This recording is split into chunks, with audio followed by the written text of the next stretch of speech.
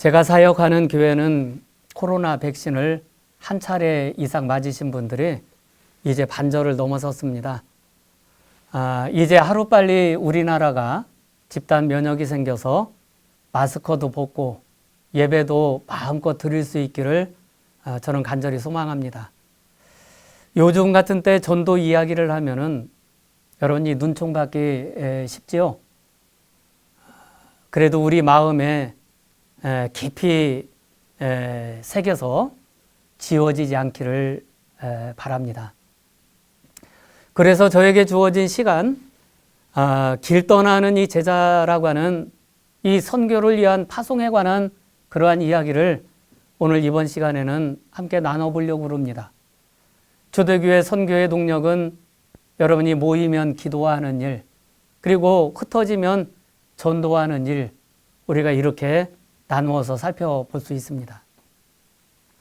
본문의 내용은 이러한 타작마당을 위하여 첫째는 이 하나님 일꾼을 보내실 수 있는 그러한 권리, 또 하나님께서 능력을 지닌 하나님께 기도하라고 하는 그러한 점을 가르치심. 여러분, 예수님께서 천국의 복음을 전하심에 있어서 힘을 기울이신 것에 대한 그러한 이야기들이 기록이 되어져 있습니다. 초대교회의 우리가 선교의 사역은 가르치고 또 선포하고 치료하는 그러한 것이죠. 지금도 이 세 가지는 변할 수 없는 예수님의 사역에 대한 본질이고 교회의 이 선교의 방향이라고 저는 그렇게 믿습니다. 얼마나 힘드셨어요 하는 위로의 말 한마디에 여러분이 우리가 신앙생활하면서 세상에 살아가면서 깊었던 이 상처들이 치유되는 이러한 일들을 우리는 이 복음의 현장에서 쉽게 경험하는 그러한 일들이죠. 9장 25절에 있는 말씀을 보면은 가버나움에서 예수님의 관심과 사역의 내용들이 기록되어져 있습니다. 예수님께서 모든 도시와 마을을 두루 다니사 그들의 회당에서 가르치시며 천국 복음을 전파하시며 여러분이 모든 병과 모든 악한 것을 고치시니라 하고 이렇게 기록을 하고 있는데요. 가르치시고 선포하시고 병을 고치시고 귀신을 쫓아내는 그러한 사역을 예수님이 하시지 않으셨습니까? 그 과정 속에서 보여지는 무리들이 있습니다. 그러면서 그들을 바라볼 때 이 예수님께서는 정말로 간절한 마음으로 여러분이 목자 없는 양과 같이 고생하며 기진하는 그들을 바라보면서 불쌍히 여기셨더라 하고 이렇게 말씀하고 있습니다. 여러분, 예수께서 제자들을 가버나움 여러 고을로 파송해서 예수님의 사역을 분담케 하신 그 목적이 여기에 있는 거예요. 가르치고 선포하고 병을 고쳐야 될 그 대상들이 우리 주변의 세상에 얼마나 많이 있습니까? 예수님께서 관심을 가지시고 예수님의 눈에는 그것이 보여집니다. 추수할 것은 많되 일꾼이 심히 적으니 그러므로 추수하는 주인에게 청하여 추수할 일꾼들을 보내어 주소서 하라 하고 주님이 그렇게 말씀하셨습니다. 여기에서 하나 우리가 생각하고 넘어갈 것은요. 필요한 일꾼을 주님이 부르시는데 그리고 세우셨는데요. 일꾼이라고 하는 이 목적이 여러분 일을 하기 위해서 부름받은 그러한 자들이라고 하는 거예요. 딴지를 걸게 하기 위하여, 놀게 하기 위하여, 자랑하기 위하여 세워진 그 사람들이 아니라 주님이 우리들에게 맡겨주신 복음을 전하는 일, 여러분 선교하는 일, 어쩌면은 소외되고 고통당하는 절망하는 그들을 위로하는 일, 귀신을 내어 쫓는 일, 그러한 일들입니다. 그렇죠, 여러분? 여러분들도 일꾼들이십니까? 일 열심히 하고 계십니까? 민수기서 11장에서 모세는 70인의 장로들을 자신의 보좌관으로 이렇게 지명하여 세웠습니다. 하나님의 영이 그들에게 임하시니요 다른 2명에게도 하나님의 영이 그들에게 임했습니다. 우리가 합치면은 72명에게 임했다라고 하는 거예요. 72라고 하는 숫자는 12지파를 상징하는데요. 12지파의 6배수가 되는 그러한 숫자입니다. 모세의 하나님의 신이 임한 조력자들과 같은, 여러분이 하나님의 일꾼을 상징하는 그 12명의 제자들, 그들을 주님이 파송하는 거예요. 오늘 본문에서 12명의 제자의 파송은 그러한 의미에서 예수의 조력자들입니다. 우리는 하나님의 동역자들이요 너희는 하나님의 밭이요 하나님의 집이니라. 고린도전서 3장 9절에 사도 바울은 그렇게 말씀하고 있습니다. 예수는 그들을 2명씩 예수님보다 앞서 먼저 이 세상 가운데 떠나 보내는 거예요. 예수의 대리자들은 이 늑대 무리의 한가운데로 양을 보내듯이 파송에 보내게 되어지는 것입니다. 여러분, 전대나 배낭이나 신발이나 여러분이 아무것도 가지지 말며 길에서 아무에게도 무난하지 말며, 두 번째 뭐라 그랬어요?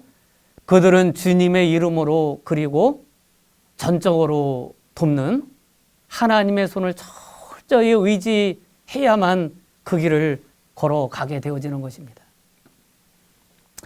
제자들은 먼저 가정으로 파송이 되어지고요. 이 2번째와 3번째는 마을로 파송을 받게 되어집니다. 만일 누구든지 너희가 받은 것 외에 다른 복음을 전하면 저주를 받을지니라. 이제 내가 사람들을 좋게 하랴 하나님을 좋게 하랴 사람들에게 기쁨을 구하랴 내가 지금까지 사람들의 기쁨을 구하였더라면 그리스도의 종이 아니니라. 갈라디아서 1장 9절로 10절에 이렇게 말씀하고 있습니다. 복음의 선포는요, 나의 이야기를 하는 것이 아니라 하나님의 말씀을 전하는 거예요. 초대교회 선교 현장은 그렇습니다. 여러분이 제자가 된다라고 하는 것은 먼저 자기를 부인해야 되는 거예요.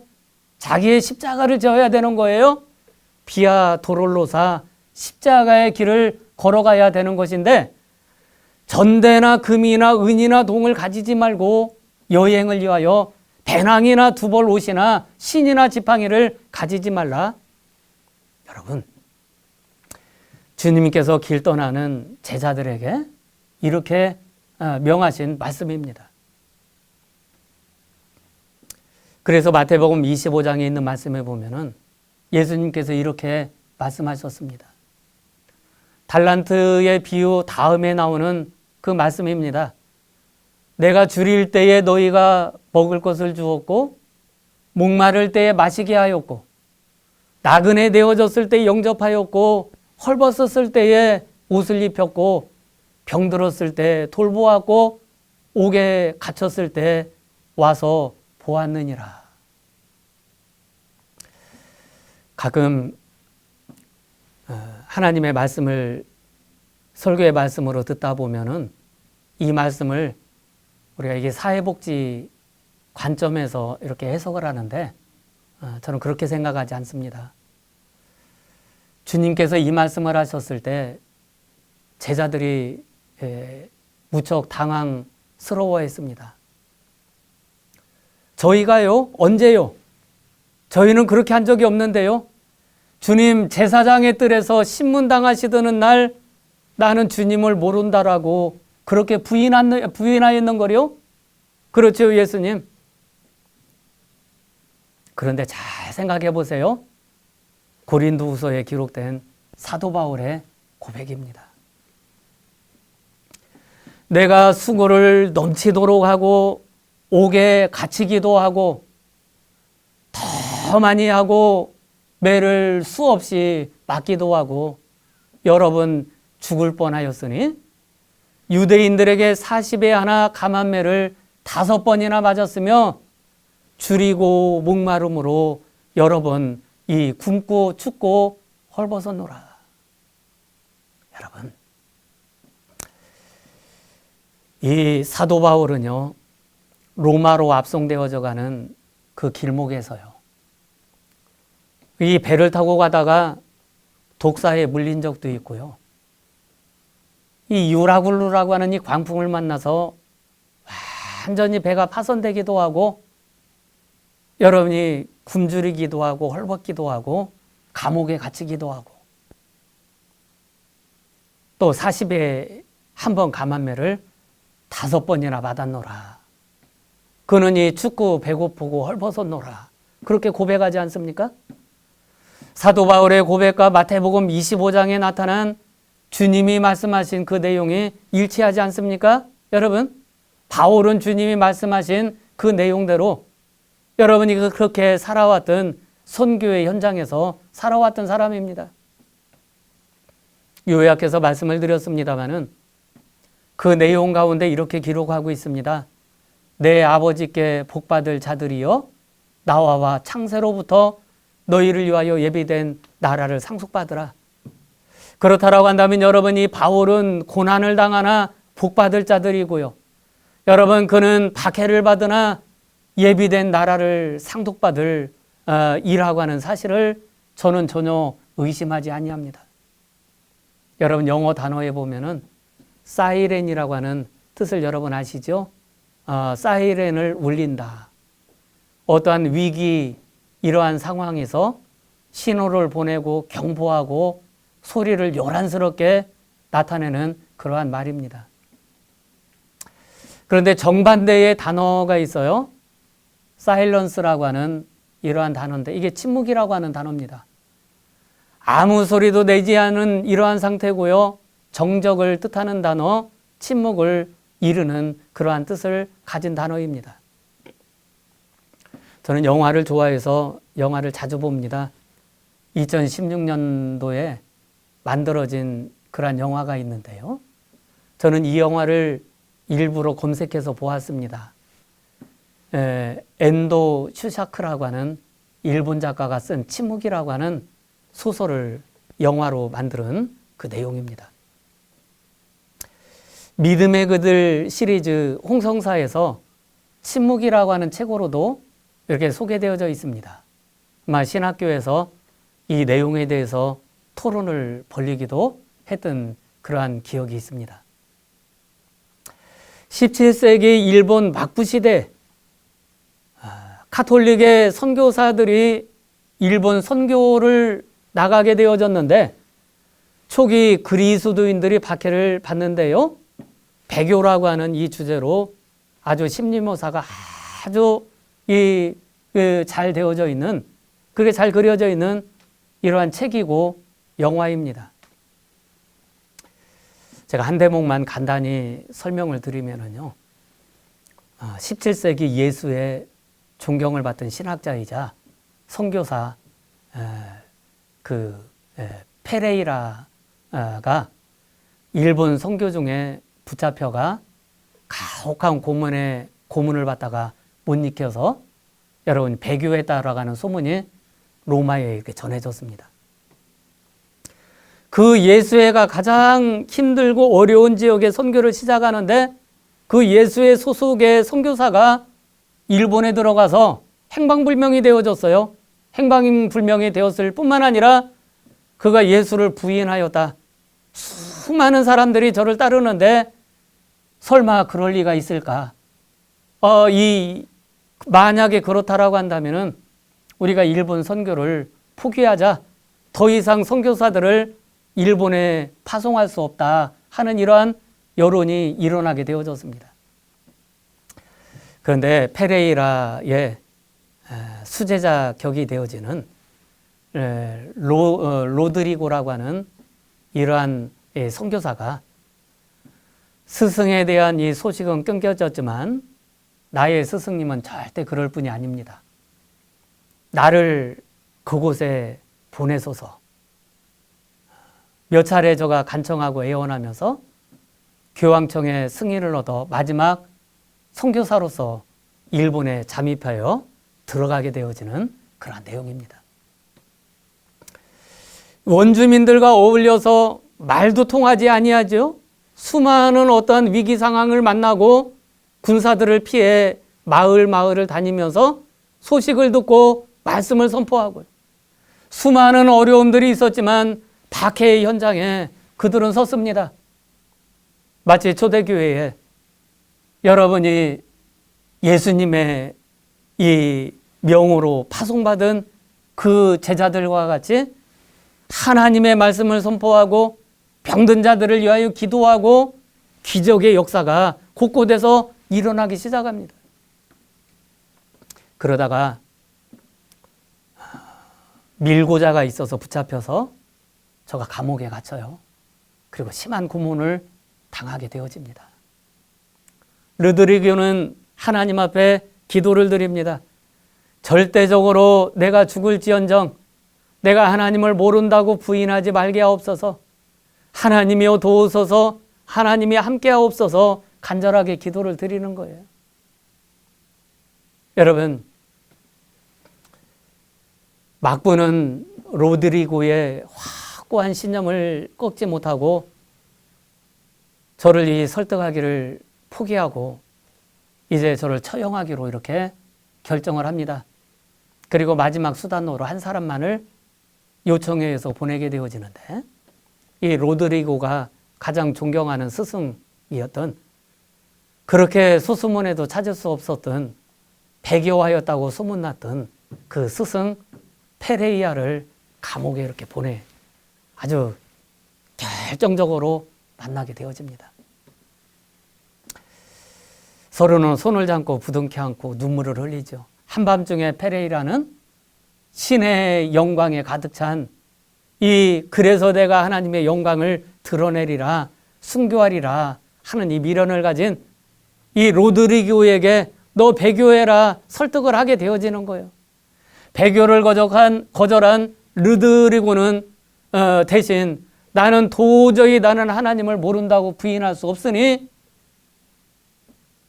나를 고만 괴롭히고 어디 멀리에서 들려오는 저 어느 사람들의 코 고는 듯한 이러한 소리를 없애달라고 부탁을 합니다.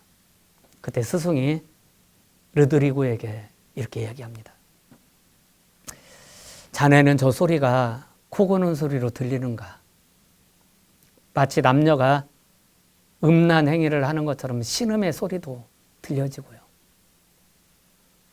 나는 하나님 앞에 이와 같이 반듯하게 서 있는데 저 사람들은 한가하게 잠을 자고 저 사람들은 저렇게 세상을 즐기고 있는 것 아닌가? 이러한 마음이 들어가서 심란한데 여러분 그 스승이 이렇게 이야기하는 거예요. 저 소리는 남녀 간의 사랑을 나누는 소리도 아니요 코 고는 소리도 아니라 고문당하고 있는 신자의 신음이며 이 신자들은 이미 나는 예수님을 모른다고 부인을 배교를 하였음에도 불구하고 로드리고가 배교하지 않는 한 죽임을 당할 것이다 라고 하는 그 이야기를 하게 되어집니다. 차라리 내가 죽으면 편한데요. 내가 사랑하는 사람들, 내가 의지하는 사람들. 여러분, 내가 복음을 전했던 그 사람들이 죽어진다라고 하는 상황을 어떻게 받아들일 수 있을까요? 이제 선택이 르드리고에게 주어졌습니다. 고문당하는 배교했던 그리스도인을 외면하고 저희들이 죽든지 말든지 나는 하나님 앞에 신앙을 지키며 장렬하게 순교를 당할 것인가? 아니면은 배교를 선택하여 고문당하고 내가 처형을 당하며 내가 역사의 한 페이지 속에 저는 하나님을 섬기다가 신실하게 살다가 순교를 당하였노라. 이렇게 이름을 남길 것인가? 많은 이들을 살릴 것인가? 여러분, 여러분이라고 하면 어떠한 선택을 하시렵니까? 배교라고 하는 것이 어려운 것이 아니라요. 예수님의 얼굴이 그려져 있는 성화를 바로 발 앞에 놓고 많은 사람들이 바라보는 가운데서 그 예수님의 얼굴을 한번 밟고 지나가는 거예요. 그럼 옆에 감옥에서 고문당하는 사람을 살릴 수 있는 겁니다. 그리고 로드리고는 고뇌에 찬 선택을 합니다. 예수님의 성화를 발로 밟고 지나가는 거예요. 가슴이 무너집니다. 눈에서 눈물이 흐릅니다. 그때 나레이터가 마태복음 25장 35절의 말씀을 읽어 내려가요.